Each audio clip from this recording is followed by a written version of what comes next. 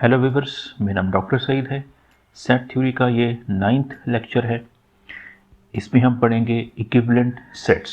हमने last lecture में functions के बारे में पढ़ा था, फंक्शंस को डिफाइन किया था, उसकी डिफरेंट टाइप्स पढ़ी थी, into function, onto function, जिसको हम इंजेक्टिव और सर्जेक्टिव भी कहते हैं, और एक तीसरी बहुत ही इंपॉर्टेंट टाइप बाइजेक्टिव फंक्शन के बारे में पढ़ा था। बाइजेक्टिव फंक्शन ऐसा फंक्शन जो ऑन टू भी हो और वन वन भी हो।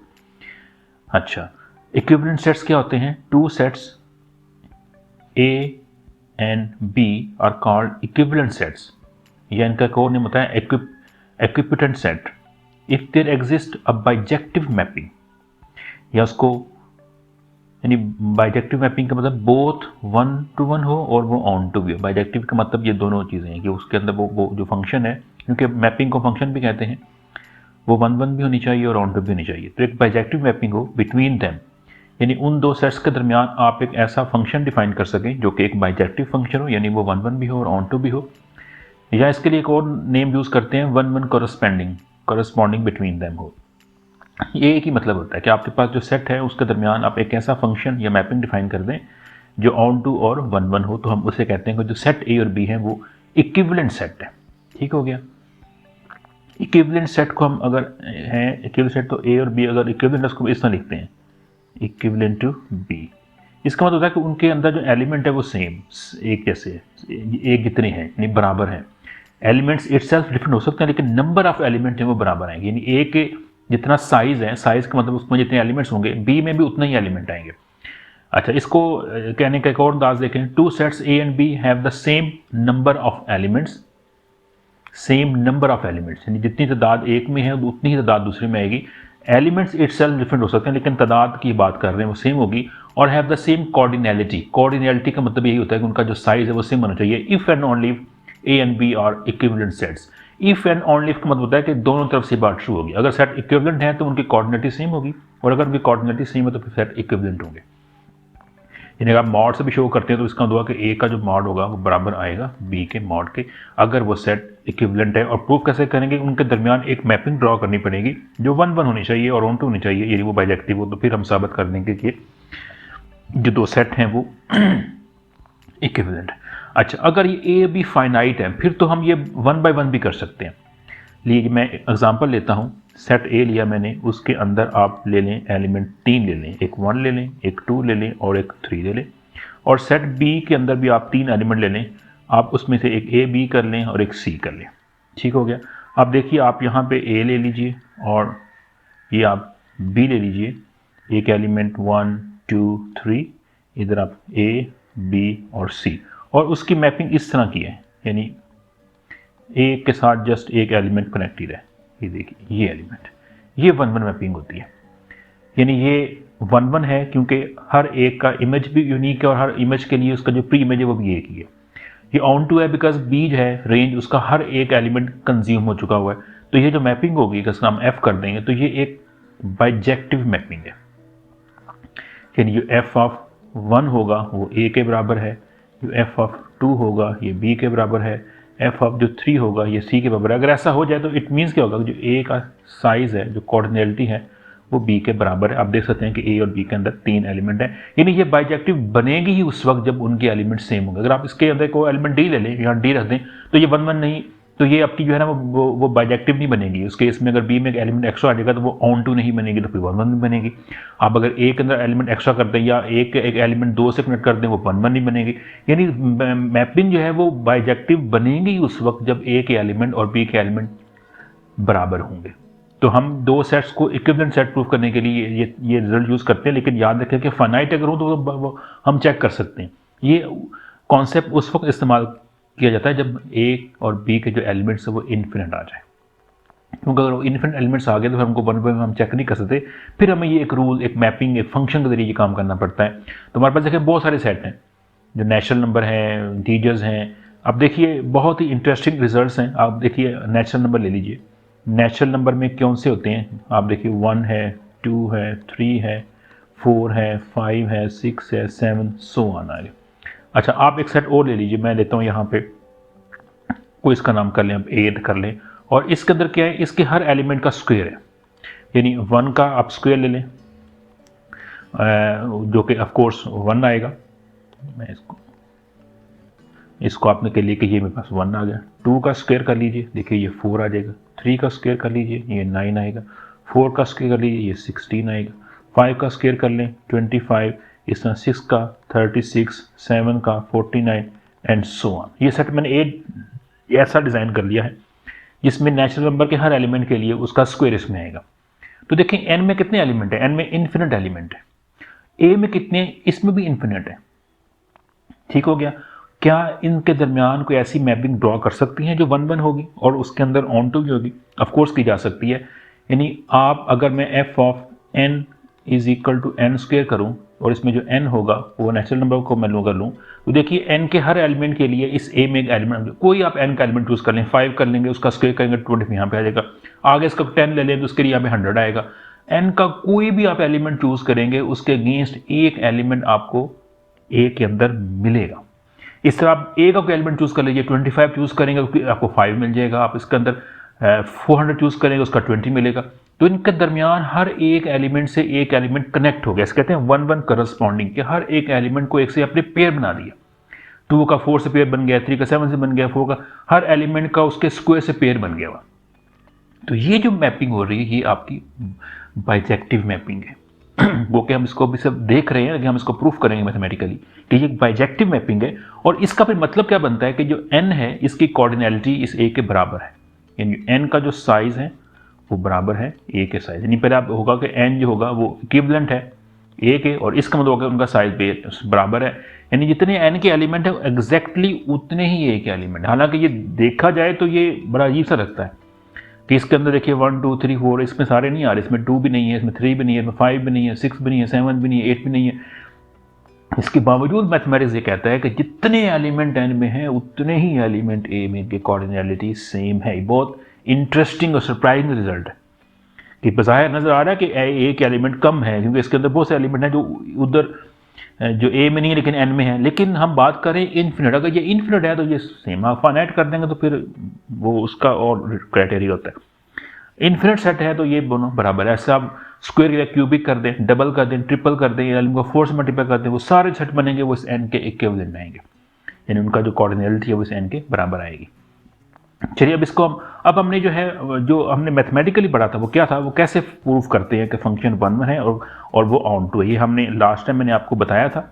अगर 1-to-1 फंक्शन आपने प्रूफ करना, उसकी डेफिनेशन क्या होती है कि अगर जिसका जो डोमेन है, मतलब आप कह लें कि ये मेरे पास सेट ए है और ये मेरे पास सेट बी है, तो डोमेन में आप कोई एलिमेंट लें, दो x1 और x2, तो 1-1 के लिए होता है कि अगर x1 और x2 डिस्टिंक्ट हैं, मतलब बराबर नहीं है, तो जो उनके इमेजेस आएंगे, ऑफ कोर्स x1 का जो इमेज होगा उसको हम f(x1) कह सकते हैं, x2 को जो इमेज है उसको आप f(x2) कह सकते हैं। f इनके दरमियान एक मैपिंग है। और तो इनके तो 1-1 ये कहती है कि अगर एलिमेंट्स x1 x2 डिस्टिंक्ट हैं तो फिर उनके जो इमेजेस हैं वो भी डिस्टिंक्ट आने चाहिए। अगर ऐसा हो जाए हर एलिमेंट के लिए तो ये 1-1 मैपिंग है। और मैंने बताया था कि इसी चीज़ को आप कंट्रापोजिटिवली ये भी कह सकते हैं। इसका ये मतलब ये बनता है कि अगर आप उनके इमेजेस सेम ले लें, f(x1) और f(x2) बराबर ले लें, और तो फिर उसका मतलब होगा कि जो इमेजेस इटसेल्फ हैं वो फिर बराबर आएंगे। ये दोनों कंडीशन एग्जैक्टली सेम होती हैं। हम ये सेकंड वाली कंडीशन को यूज़ किया करेंगे मैथमेटिकली। किसी भी मैपिंग को, फंक्शन को ये प्रूफ करना हो कि 1-1 है, हम उसके 2 पॉइंट लेंगे ए के अंदर, उनके इमेजेस सेम रखेंगे और प्रूफ कर देंगे कि अगर उनके वो इटसेल्फ एलिमेंट्स भी सेम आ जाएंगे तो फिर वो 1-1 होगी। ठीक हो गया। ये 1-1 का क्राइटेरिया हमने लास्ट लेक्चर में पढ़ा था। ऑन टू के लिए क्या होता है कि हम देखते हैं कि बी के हर एलिमेंट की, फॉर ऑल आप कह लेंगे y belong to B, there exist an element x in set a such that कि जो f ऑफ जो y है ये f ऑफ x के बराबर आ जाए, f of x is equal to y आ जाए। यानी b के हर एलिमेंट का कोई ना कोई इमेज a में होना चाहिए। b का ऐसा कोई एलिमेंट ना हो जिसका इमेज इधर ना हो, हर एलिमेंट के लिए इधर इमेज होना चाहिए, तो फिर हम कहते हैं कि ये ऑन टू आएगी। तो हम ये दो जो मैथमेटिकल वे है इनके जरिए हम प्रूव करेंगे कि कोई भी जो मैपिंग है वो 1-1 है या ऑन टू है, फिर हेंस वो फिर बाइजेक्टिव बन जाएगी। चलिए इसको स्टार्ट करते हैं। मेरे पास जो पहला इसका रिजल्ट है वो एक थ्योरम है। थ्योरम ये है कि आपके पास the relation of being equivalent is an equivalence relation on collection of any sets. Equivalence याद करें, हमने शुरू में रिलेशन डिफाइन किया था, ऐसा रिलेशन जो रिफ्लेक्सिव हो, जो सिमेट्रिक हो और जो ट्रांजिटिव हो उसे कहते हैं कि वो एक इक्विवेलेंस रिलेशन है। रिफ्लेक्सिव, सिमेट्रिक और ट्रांजिटिव। एक हमने सेकंड कॉन्सेप्ट पढ़ा था, इसको हम कहते थे कि वो पार्शियल ऑर्डरिंग है, उसमें रिफ्लेक्सिव और एंटी सिमेट्रिक था, वो पार्शियल ऑर्डरिंग होती है। इक्विवेलेंस रिलेशन के लिए रिफ्लेक्सिव, सिमेट्रिक और ट्रांजिटिव। रिफ्लेक्सिव क्या कहता है कि हर एक एलिमेंट अपने आप से रिलेट हो। सिमेट्रिक कहता है कि अगर ए का रिलेशन बी से है तो फिर बी का रिलेशन ए से भी होना चाहिए। और ट्रांजिटिव ये कहता है कि अगर ए का रिलेशन बी से है और इसके साथ साथ बी का रिलेशन सी से है तो फिर जो ए है उसका रिलेशन सी से होना चाहिए। तीन कंडीशन हमने बड़ी डिटेल से लास्ट में पढ़ी हुई है। ये कहता है कि जो रिलेशन ऑफ बीइंग इक्विवेलेंट है, ये रिलेशन जो है ये एक इक्विवेलेंस रिलेशन है, यानी ये तीनों बातें पूरी करता है। और हम पीछे डिफाइन कर चुके हैं कि इक्विवेलेंट वो होता है, ऐसे दो सेट इक्विवेलेंट होते हैं जिनके दरमियान आप एक बाइजेक्टिव मैपिंग ड्रॉ कर दें। तो अब हमने ये प्रूफ करना है कि ये एक इक्विवेलेंस रिलेशन है। चलिए प्रूफ देखते हैं इसका। अच्छा, पहले चेक इसमें क्या करेंगे, इसमें पहले चेक करेंगे रिफ्लेक्सिविटी प्रॉपर्टी। तो रिफ्लेक्सिव हम कहेंगे कि हर जो सेट ए है, यानी हम एक कलेक्शन लेते हैं, is an any collection of set. एक कलेक्शन लेते हैं, हमें बेशुमार सेट्स पड़े हुए हैं, तो हम उसमें कहते हैं कि हर जो सेट है वो अपने आप के इक्विवेलेंट है, यानी A is equivalent to A, ये हम क्लेम करते हैं। ऐसा इसलिए है as we can define an identity mapping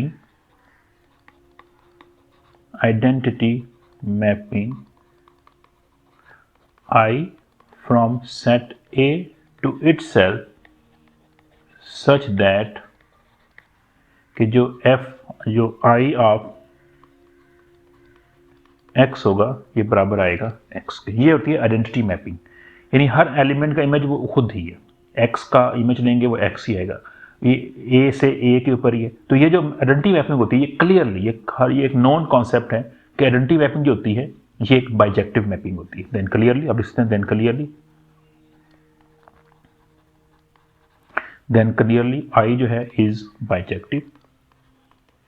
और अगर आई बाइजेक्टिव है और by definition of equivalent sets, दो जो सेट होते हैं, ये जो ए सेट दो लिए मैंने, इस केस में दोनों सेम है, ये सेट इक्विवेलेंट तब आएंगे जब ये जो मैपिंग है जो आई कहा गया ये बाइजेक्टिव है। क्योंकि बाइजेक्टिव बन चुकी है, इट मीन्स क्या होगा कि जो ए है ये इक्विवेलेंट है ए। ये हमने पहला इसका प्रूफ कर दिया। हर सेट अपने आप के इक्विवेलेंट है, लिहाजा ये जो रिलेशन है ये एक रिफ्लेक्सिव रिलेशन है। ठीक हो गया। अब नेक्स्ट देखते हैं इसका। नेक्स्ट जो है हमारे पास वो है जी सिमेट्रिक। ये रिलेशन सिमेट्रिक भी है। सिमेट्रिक प्रूफ करने का क्या होगा कि हमने पहले अज्यूम करना पड़ेगा लेट जो ए है ये इक्विवेलेंट है बी के। तो हमने प्रूफ करना है कि बी भी ए से इक्विवेलेंट है। तो हमने अज्यूम कर लिया कि ए बी के इक्विवेलेंट है। तो ए बी के इक्विवेलेंट का मतलब बनता है देन देयर एग्जिस्ट, अगर ए बी के इक्विवेलेंट है then there exist a bijective mapping, उसको एफ कह लें, between A and B such that, यानी एफ से ए से लेकर बी तक एक मैपिंग एग्जिस्ट करेगी। और एफ क्या होगी, ये एक बाइजेक्टिव होगी, क्योंकि ये हमें बात दी गई है, हमने अज्यूम किया है कि ए बी के इक्विवेलेंट है, तो इसका मतलब होगा कि ये एक मैपिंग एग्जिस्ट करेगी और वो मैपिंग बाइजेक्टिव होगी। देन वी नो दैट, हमने लास्ट टाइम प्रॉपर्टी पढ़ी थी कि अगर एक फंक्शन बाइजेक्टिव है तो उसका जो इन्वर्स होता है वो एग्जिस्ट करता है। देन एफ इन्वर्स एग्जिस्ट, ये एग्जिस्ट करता है एंड वो दोबारा से बाइजेक्टिव भी होता है। बाइजेक्टिव अगर फंक्शन है या मैपिंग है तो उसका इन्वर्स भी एग्जिस्ट करेगा, ये भी श्योरिटी होती है। और जो इन्वर्स एग्जिस्ट करेगा, जो खुद एक मैपिंग होगी, वो भी बाइजेक्टिव मैपिंग होगी। और वो किससे होगी, वो बी से होगी। And F inverse is bijective such that कि जो एफ इन्वर्स है ये बी से लेकर ए तक जाएगी। इन्वर्स का मतलब ये होता है कि आप उसका पाथ ऑपोजिट ले रहे हैं। अगर एफ ए से बी है तो एफ इन्वर्स बी से जाएगी। अब देखिए, अब हमने बी और ए के दरमियान एक बाइजेक्टिव मैपिंग शो कर दी, और इसका मतलब क्या बनेगा कि जो बी है ये इक्विवेलेंट है ए के साथ। तो ए बी से हमने अज्यूम किया तो बी ए शो कर दिया, इट मीन जो हमारा रिलेशन है वो एक सिमेट्रिक रिलेशन है। अच्छा, तीसरा देखिए हमारे पास, तीसरी मतलब ट्रांजिटिव। हमने चेक करना है क्या ये जो रिलेशन है क्या ये एक ट्रांजिटिव रिलेशन है, तो आपने अज्यूम करना है लेट कि जो सेट ए है ये इक्विवेलेंट है सेट बी के, और साथ साथ में देना है कि सेट जो बी है ये इक्विवेलेंट है सेट सी के। अच्छा, ए बी से मतलब देन कम होगा, अगर ये इक्विवेलेंट है then there exist, then by definition then there exist mappings, आप एक एफ कर लें, and g such that, f ले लेंगे ये ए और बी के दरमियान है, और जी ले लें कि ये बी और सी के दरमियान, एफ इसके लिए जी इसके लिए, और ये मैपिंग क्या होंगी, both are f and g are bijective होंगी। ये बाइजेक्टिव मैपिंग हो, चाहे आप यहाँ लिख लीजिए कि then there exist bijective mapping लिख लीजिए, या एंड पे लिख लीजिए कि ये इन दो अज्यूम जो आप कर रहे हैं इसका मतलब होगा कि ये ऐसा होगा। ठीक हो गया। अब हम देखते, हम जानते हैं, now we know that the composition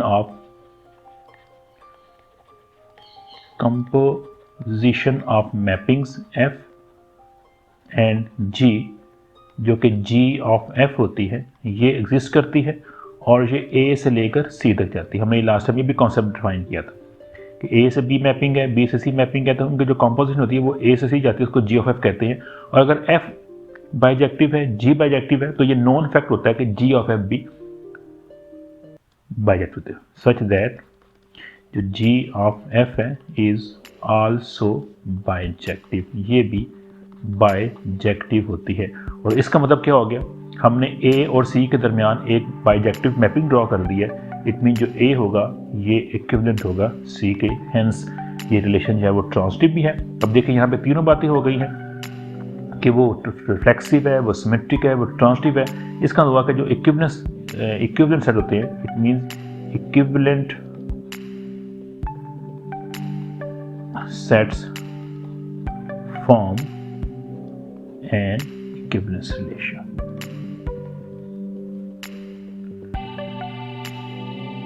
equivalence relation, ठीक हो गया, ये हमने प्रूव कर दिया।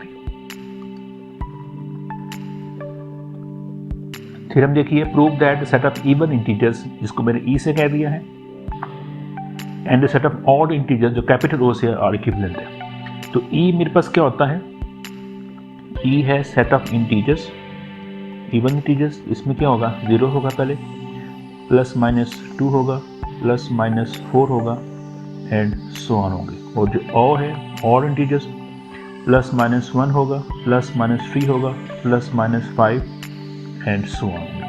ये इक्विवेलेंट है, मतलब इनका जो साइज है वो सेम है, इनके दरमियान हम एक ऐसी मैपिंग ड्रॉ कर सकते हैं जो कि बाइजेक्टिव हो। चलिए इसको प्रूव करते हैं। Let define a mapping, mapping क्या ले या फंक्शन क्या ले, F such that F between set E to set O, ठीक है, बाय, और कैसे डिफाइन करेंगे, F of x is equal to x plus 1, ये मैंने मैपिंग डिफाइन की थी। इस मैपिंग के तहत ये जो सेट्स हैं इनके दरमियान ये मैपिंग है। आप इसको अगर देखना चाहें मैपिंग को, तो देखिए f of x is equal to x plus 1, ये जो एक्स फर्स्ट एलिमेंट है ये इस ई का है, तो ई का कोई एलिमेंट लीजिए, ये मैंने ई डिफाइन कर दिया, ये सेट मेरा ई है और ये मेरा सेट ओ है। तो ई में से आप लीजिए कोई एलिमेंट, चलिए आप लेते हैं पहले 0 लेते हैं, तो 0 अगर लिया तो इसने क्या करना है, उसमें से 1 जमा कर देना, तो 0 में जमा कीजिए, क्या आएगा 1, तो देखिए इसने कहाँ जाना है, इसने आपको इस 1 से मैप हो जाना है। चलिए एक्स में और लीजिए, जो फर्स्ट आपका सेट इंटीजर्स इवन इंटीजर आप 2 लीजिए, उसमें 1 जमा करेंगे, देखिए आप 3 तक चले जाएंगे। 4 किससे मैप होगा, ये 5 से हो जाएगा, 6 से आगे कहीं 7 है वो से मैप हो जाएगा। जैसे देखिए -2 में आप 1 जमा करेंगे, ये से मैप हो जाएगा, -4 में मैप करेंगे, 1 जमा करेंगे, इससे मैप होएगा। देखिए ये इस तरह आपके जो एलिमेंट है वो मैप होने शुरू हो जाएंगे। तो हर एक इवन इंटीजर के लिए आपको एक यहाँ से ऑड इंटीजर मिलेगा जो उससे यूनिकली उससे जब वो रिलेट होगा, और ये देखिए इस तरह एक 1-1 करस्पॉन्डिंग बन जानी है सेट ऑफ इवन इंटीजर्स में और सेट ऑफ ऑड इंटीजर्स में। इसका मतलब हुआ कि ये बाइजेक्टिव हो गया, लिहाजा वो जो सेट्स हैं वो दोनों इक्विवेलेंट हैं, उनका जो साइज है वो सेम होगा। लेकिन हम इसको प्रूफ करेंगे मैथमेटिकली। तो देखिए आप जो है हमने ये फंक्शन डिफाइन कर लिया है, इस फंक्शन को हमने प्रूफ करना है कि ये एक बाइजेक्टिव फंक्शन है। ये हमने लिया ना फंक्शन, इसको हमने प्रूफ करना है कि ये एक बाइजेक्टिव फंक्शन है। तो हम क्या पहले प्रूफ करेंगे कि ये में 1 1 है। चलिए इसको देखते हैं। हम क्लेम करते हैं कि जो f है इज़ 1 1 फंक्शन, ये 1 1 है। ठीक हो गया। 1 1 क्या करते हैं, लेट x1 और x2 2 पॉइंट्स लेते हैं। कहाँ से लेते हैं, अपनी डोमेन से। डोमेन कौन सी है, सेट ऑफ इवन इंटीजर्स। तो इवन इंटीजर में 2 पॉइंट लीजिए x1 x2, और आपने क्या करना है, कंसीडर कर लीजिए इनके जो इमेजेस हैं आप वो सेम ले लीजिए। कंसीडर कि जो f ऑफ x1 है इसको बराबर ले लीजिए f ऑफ x2 के। ठीक हो गया। अब f ऑफ x की वैल्यू क्या थी, x प्लस 1 है। अगर f ऑफ x1 करेंगे तो क्या आएगा, ये x1 प्लस 1 आ जाएगा। f x2 पे इस तरह से क्या आ जाएगा, वो x2 प्लस 1 बन जाएगा। दोनों तरफ आप 1 सेपरेट कर दीजिए, तो देखिए ये इधर x1 बन जाएगा, इधर x2 आ जाएगा। तो देखिए मेरे पास क्या हो गया, मैंने फंक्शन सेम लिए, उनकी फंक्शन वैल्यू सेम ली, और उससे क्या हो गया, उससे उनके जो इमेजेस है, जो पॉइंट्स है वो सेम बराबर आ गए। और यही कंडीशन थी कि अगर एक फंक्शन 1 1 है तो उसके अगर इमेजेस सेम लेंगे तो वैल्यूज सेम आएंगी। इसका मतलब हो गया कि मेरे पास जो ये जो मैपिंग है, ये f है, ये f क्या हो गई, ये 1 1 होगी। ये मैंने पहला प्रूफ कर दिया। सेकंड में क्लेम करता हूँ कि जो f है ये ऑन टू है, f इज़ ऑन टू भी है। ऑन टू कैसे है, उसके लिए आप क्या करेंगे, for all y belong to, जो उसकी रेंज होगी, रेंज के अंदर जो उसका सेकंड सेट होगा, हमने मैप डिफाइन की, उसका जो रेंज बनती है वो ऑड ओ बनती है, यानी वो हमारे पास जो है वो सेट ऑफ ऑड इंटीजर्स बनते हैं। तो इसका मतलब होगा कि हम हर y लेंगे ओ में से, for all y belong to set O there exist an element x, किस में, डोमेन में जो कि e है, सच दैट उस क्या होगा, हमने ये प्रूफ करना है कि f of x is equal to y। अभी जो x होगा ये किसके बराबर होगा, पहले ये देखना है। चूंकि मैंने फंक्शन डिफाइन क्या किया हुआ है, f of x is equal to x plus 1। आप fs को y भी कह सकते हैं, x प्लस 1। यहाँ से x निकालिए कितना आएगा, यहाँ से आएगा x क्या आएगा, y माइनस, या आप रफ पे कर सकते हैं, हेड पे कर सकते हैं। तो ये जो मेरे पास वैल्यू आएगी इस x की क्या बनेगी, ये y माइनस 1 बनेगी। सच दैट, अब देखिए हमारे पास, अब प्लग कीजिए, मेरे पास जो फंक्शन डिफाइन था वो था f of x is equal to x plus 1। तो ये बनेगा f of x is equal to x। x की पे प्लग कीजिए वैल्यू जो कि y माइनस 1 है, ये x बन गया और प्लस 1 बन गया। देखिए ये कट गया मेरे पास, तो f ऑफ x किसके बराबर आ गया, ये कट के y के बराबर आ गया। और यही स्ट्रिक्ट कंडीशन थी कि अगर ऐसा हो जाए कि आपको हर रेंज के हर एलिमेंट y के लिए डोमेन में एक ऐसा एलिमेंट मिल जाए जिसको आप प्लग करें फंक्शन के अंदर जब डिफाइन किया हुआ है, तो f of x is equal to y आ जाए, तो हम क्लेम करते हैं यहाँ से कि जो f है ये ऑन टू है, यानी रेंज के हर एलिमेंट के लिए हमारे पास डोमेन में कोई ना कोई एलिमेंट मौजूद है। लिहाजा क्या होगा, इसका मतलब क्या हो गया कि f जो है वो f क्या बन, जब वो 1 1 भी है, वो ऑन टू भी है, तो x क्या बन गई, f बाइजेक्टिव बन गई। और f अगर बाइजेक्टिव है और किस, तो फिर जो मैंने जो डिफाइन किया था, मैं डिफाइन किया था ये बिटवीन e टू o, तो फिर ये जो सेट हैं ये क्या होंगे, ये दो सेट है ये इक्विवेलेंट होंगे। प्रूफ कर दिया set of even integers and set of odd integers are equivalent sets.